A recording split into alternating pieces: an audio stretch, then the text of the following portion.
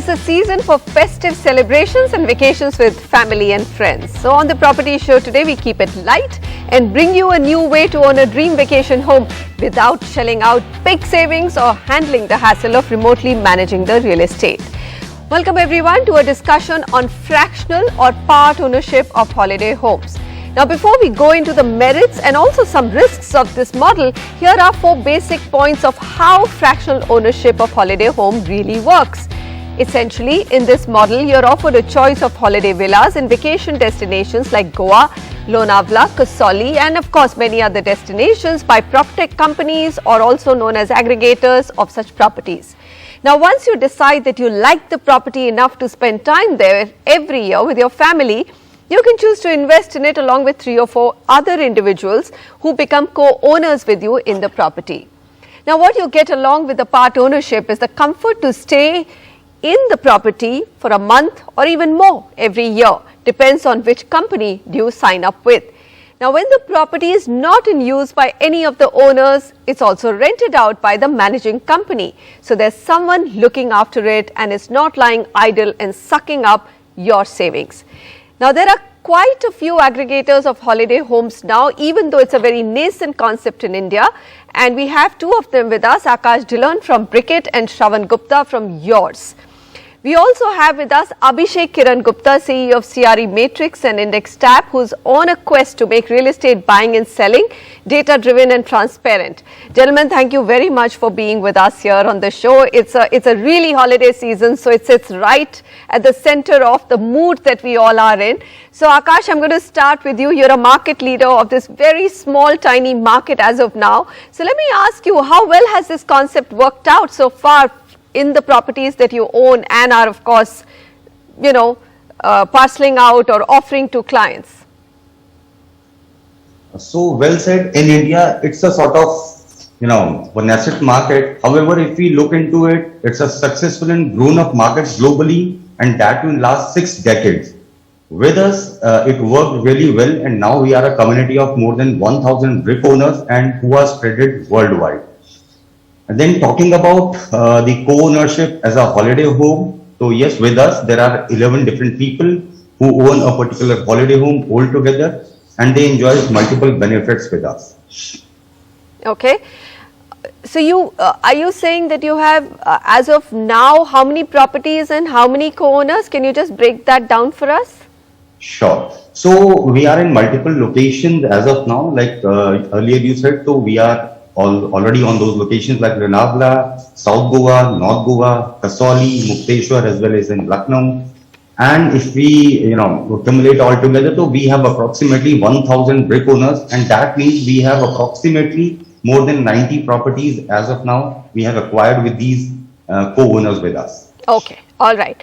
Okay, Shravan, break down what really works in luxury villas. So, Brickit is a far more, let's say, affordable segment, and I don't mean affordable in terms of really bringing the prices down, but you're at truly the high end. So, tell us what's the USP, because wealthy buyers are also very, very finicky. Would they want to co-own with absolutely unknown people? What are some of the challenges that you face? Sure. Thanks for having me on the show, Anisha. And, there are 2 parts to the business, actually. One side is the real estate investment, and that is, an obvious given that how do you participate in this new and exciting asset class, which is ownership of vacation homes. On the other side is the lifestyle angle, and I think that's where the luxury owners really lean towards. And to actually enhance their experience, what we do is we are speccing out our villas to a very high standard. So be it linen, bath products, and so on and so forth. But what's also more important is the soft elements. So we have built our own concierge service that helps all owners plan their vacations at these beautiful homes. So be it car transfers, dinner reservations, barbecue lunches, name it, these services are available. So it's a mix of both the real as well as the service. Okay. Shravan, tell me, my bigger question is, I'm not buying with my friends and family. You're really bringing together strangers who are now going to co-own the villa, right? They probably will never face each other because they'll probably live there at different times. But can you just run me through, has that been a challenge? No, it's not really been a challenge. Like you said, they'll never meet each other. And we have So built, how does the booking process happen then? My question is then, how does the booking process happen? Because, Mahindra Holidays is a timeshare concept where you can access so many properties of theirs. But the biggest problem is that when it's peak time or peak holiday, which is, let's say, right now or during New Year's, people just don't get booking. How do you manage within your 3 to 4 owners? I'm assuming there are 4, right? That's for each villa. No, in our case, there are up to 8 owners. Okay. And the reason for the number 8 is each owner gets 1/8 of the year to use it, and that's 45 days. Okay. And we have built a proprietary algorithm that makes it very democratic for all 8 owners to get a fair share during the year. So if you take the months of December and January in Goa, in one of our villas in Asagao, for example, there are about 6 owners who have booked during that 2-month period. So there's really no conflict. No, there are 6 people who booked during that period in different years, that means. No, at different periods. So we have broken the year into 3 seasons. Okay, so you've broken it into 3 seasons and then everyone gets a choice of one season or the other. But what if somebody wants New Year's every year? Yeah, so there, of course, so there is a restriction there. So if they book New Year's this year, they cannot book it next year. They have to give a 1-year gap. Okay, understood. All right, Abhishek, you see the model. So there are 6 owners, 8 owners. In a model like Brickit, you could actually just have a very tiny ownership. It looks really, really good on paper, right? That I have this ownership, but I also have some risks associated with this. Can you tell us what should a person be mindful of before jumping with both feet into this model? Okay.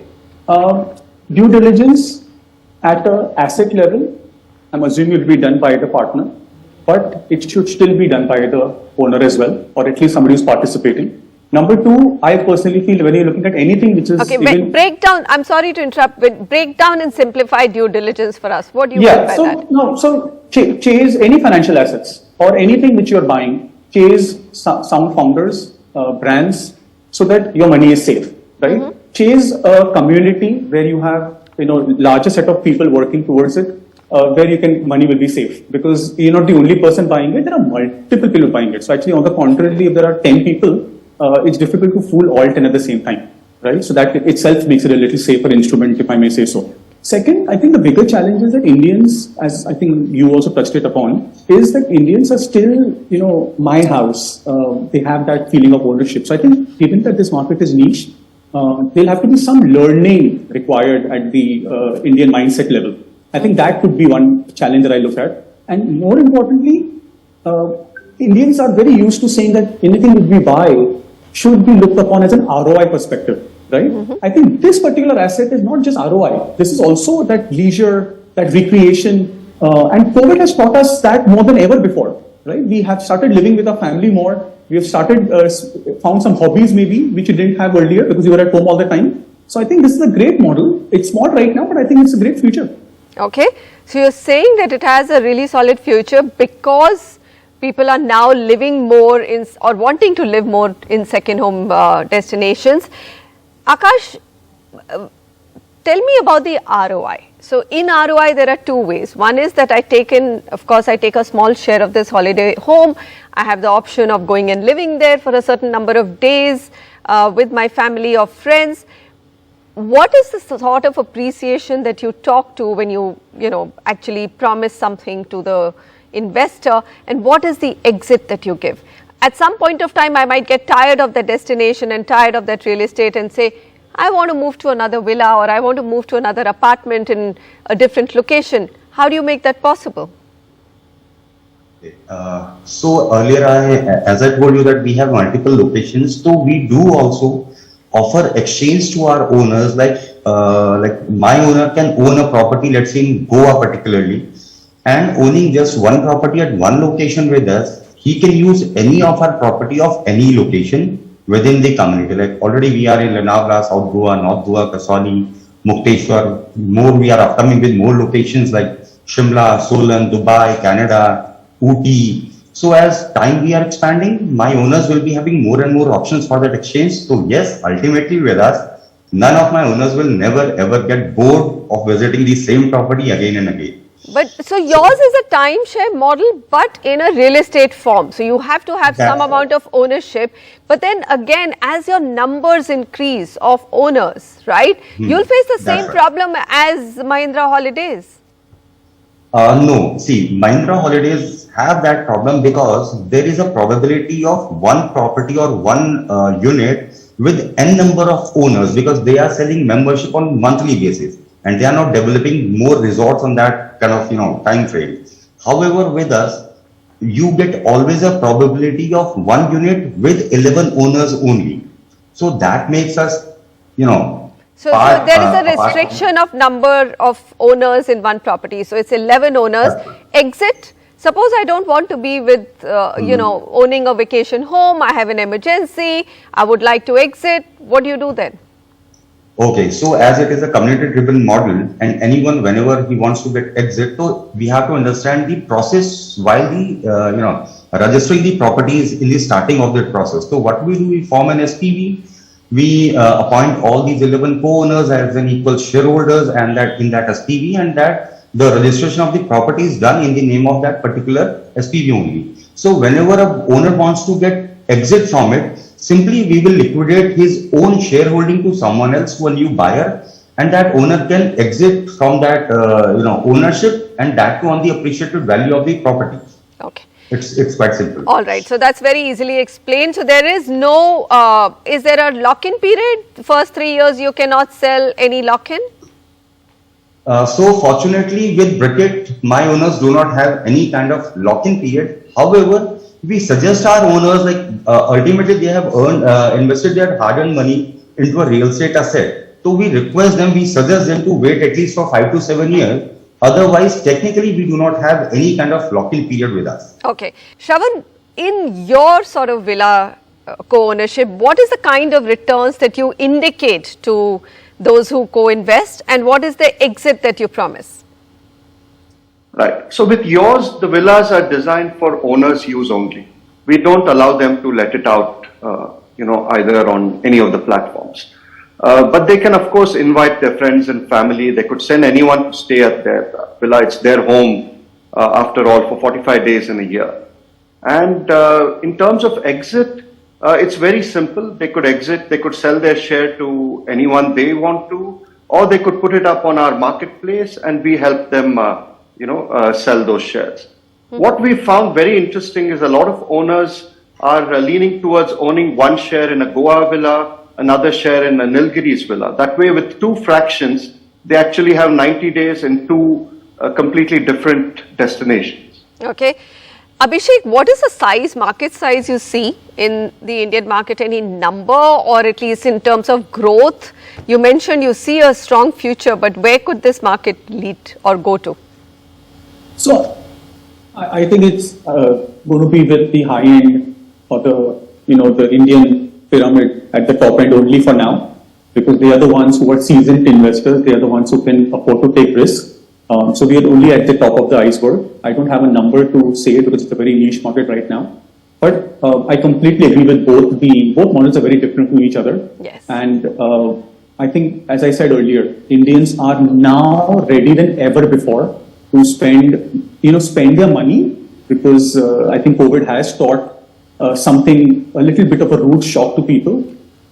They also want to spend time recreation. They want to spend time on hobby. There's one thing I'm going to mention. If I have 1 crore rupees, I can buy one villa in Lonavala. Versus now, I can buy a 10 crore villa and enjoy those luxuries and maintenance by only owning 10%. Therefore, if I have 10 crores, I can own 10 villas. So not 90 days, I can be there out. That's exactly that's exactly what Bricket's model is. So very quickly, Akash, do you want to tell me what's the minimum investment size or the maximum investment size? Give me an average that you look at or you would expect anybody to put up front for a Bricket ownership. Okay. So when we started Bricket 2, we wanted to make it a product for the mass. Like, many of the platforms in India, they're offering some niche properties to niche clients only. So we wanted to fulfill that aspiration of owning a holiday home for each and every citizen in our country.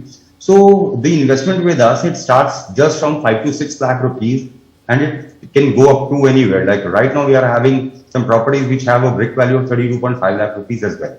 Okay. So it starts with 5-6 lakh rupees initially. Going up to about 32, 33 lakhs. Shravan, of course, they're two very different models and markets, and that's why I have both of you, because, you know, the audience must understand what the range of offerings are in the market. Absolutely, absolutely. So our villas, at present range from 50 lakh rupees a share and go all the way up to 2 crore rupees a share. Okay. All right, gentlemen, thank you very much. This is a very interesting discussion, and I'm going to just sum up for the audience. In fractional holiday home models, what you get is co-own a house or a villa or an apartment, use part of it part of the year. And of course, in some models, it is rented out when not in use, but in the other high-end models, it's probably not rented out. You can carry it forward or gift your friends the usage of that villa. Of course, on the other side, we are going to be back with the big news of the week, the big slump in the British pound and what it means for buying property in London. After all, Indians are the biggest owners of property in London, even more than the English themselves.